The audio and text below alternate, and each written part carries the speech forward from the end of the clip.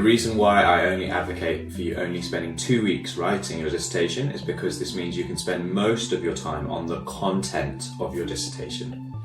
Ultimately, the content is what will dictate the majority of your mark, and the content of your dissertation is determined by your reading, your research, and your results.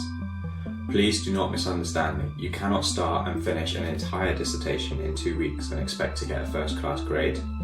But if you've done the prep work on the literature review, collecting your data and analysing your data, then you can definitely get everything written and edited under 2 weeks. Commit to the 1+1 rule. 1 week for writing and 1 week for editing. This is all the time you need to write and edit your dissertation. My master's thesis was 10,000 words and I was writing my PhD applications at the same time as writing my thesis. If it was possible for me, then it's definitely possible for you. There's this theory that says that a task will grow or shrink to fill the slot of time that you allocate yourself to do it. It's called Parkinson's law. But it's basically why they always say if you want a job doing, give it to a busy person. If you give yourself months and months and months to write your dissertation, then it will take months and months and months. But that's a waste of your valuable time. Some people will say you should start writing your dissertation straight away. But truthfully, you can't write your introduction until you know what your discussion is going to look like, and you can't know what your discussion will look like until you know what your results are going to look like. Likewise, you can't write your methods section until you've completed your data collection. So what's the point in starting writing your introduction before you know your results? There is no point. It's a tactic to make you feel like you're making progress when actually it's wasted time. Don't do it. Trust yourself and trust the process. It would be a better use of your time to analyse your data or spend more time reading important papers relevant to your research. Tip number 3. Write methods as soon as possible after data collection. The only section that the 1+1 rule doesn't fully apply to is the methods section. Technically, you can write your methods section as soon as you've completed your data collection. And this is arguably the easiest time to write methods because it's still fresh in your mind. You just have to report everything that you did in the order that you did it. So as soon as you've done that, write it down and then forget about it. Tip number 4. Confirm a first draft deadline with your supervisor. Use the 1+1 rule and work backwards from your submission deadline. Your supervisor will give you loads of feedback on your manuscript, and there's no point starting the editing process until you have their feedback. For example, I agreed with my supervisor that I would submit my first draft to them a week before the deadline. I submitted the draft, they turned around the feedback in a day, and then I spent the next week editing everything. It turned out that my supervisor had some big revisions for me to make in the introduction and the methods section. Had I gone ahead and spent loads of time editing before I had their feedback, I would have been wasting my time most likely because I wouldn't have been making the big changes that they suggested I needed to make. Again, trust the process. You've got to think about the opportunity cost of any type of work you do towards your dissertation. The biggest waste of time that occurs when writing dissertations is doing things twice. You do not need to do things twice.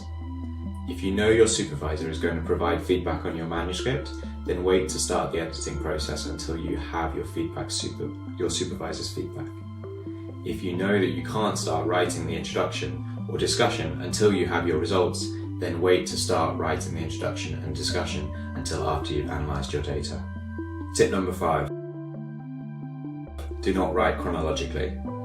I've touched on this already, but let me be super clear about it.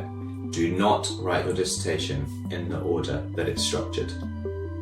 Not many people talk about this, but it's super important if you want to stop wasting time. The biggest waste of time anyone can make when writing their dissertation is writing words that will never appear in the final version. In an ideal world, every single word we would write would be perfect and would be included in the final version. This would mean we wouldn't need the editing process because everything is perfect from the start. Of course, this never happens, but you can increase the likelihood that your writing will be included in the final version by following this suggested writing sequence. The standard structure for any research dissertation is abstract, introduction, methods, results, discussion. but the easiest, simplest and quickest way to write your research dissertation is methods, then results, then discussion, then introduction, then abstract. Methods is first, due to what I already explained in tip number 3, because you have to complete collecting data before you can analyse your results, and everything else except the methods depends on your results. The only thing you can write first with full certainty is the methods section. This is because, except from the methods section, your whole dissertation depends on what the results of your research says. Your title depends on your results, your abstract depends on your results, what you include in your introduction depends on your results, and your discussion depends on your results. So after you've analysed your data, guess what? Start by writing your results. Results also normally takes the least amount of time because you're simply stating what your analysis found, and it contributes to a significant proportion of the marks. Okay, so tip number 6, write the discussion before the introduction. Next, do your discussion. No one talks about this, but again, it will save you so much time. Your discussion and your introduction are like different versions of the same individual at different ages. The intro is like a 5-year-old child, whereas the discussion is like a 10-year-old child. Everything that you see in the older child was also present in the younger child, but the older child now has additional features as a result of growing older. To extend the analogy, your methods and results sections allows your introduction to grow up such that the discussion finds interesting and new insights which were not present in the introduction. It will save you time writing the introduction if you write the discussion first. This is because of what I just explained. Everything in the introduction will feature in the discussion, but not everything in the discussion will feature in the introduction. In other words, all of your introduction is in your discussion, but not all of your discussion is in your introduction. Doing the discussion first means that you can simply chop bits away that don't need to be in your introduction, and it means that when you're writing your introduction, you know that everything you are writing about will appear in your discussion because you've already written your discussion. Tip number 7, use a free time management tool. My final tip is to use a free time management tool. This is because of the cognitive mindset it helps to foster when you sit down to write. The tool itself is very simple. The one I use is called Clockify and it's free. It's a website application that combines a timer with a calendar with a tracker and allows you to time different periods of your working day. For me, when I sat down at my laptop to start that day's work, I would open up Clockify, type in the task I was about to start working on, and then click start. This meant that I always had a tracker on how many hours I actually had worked that day, and it also meant that in the moment I was focused on the task at hand. It helped to set an intention when you sit down at your desk. I don't know about you, but my anxious brain can sometimes try and trick me into thinking I'm not doing enough.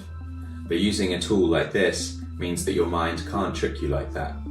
You know exactly how much time you're putting in each day, on each week, and you can track what different projects you're working on and how much time you've devoted to each project. It might sound like a very obvious thing, but I honestly can't tell you how much this helped me to focus on my work and to relax when I'm not working.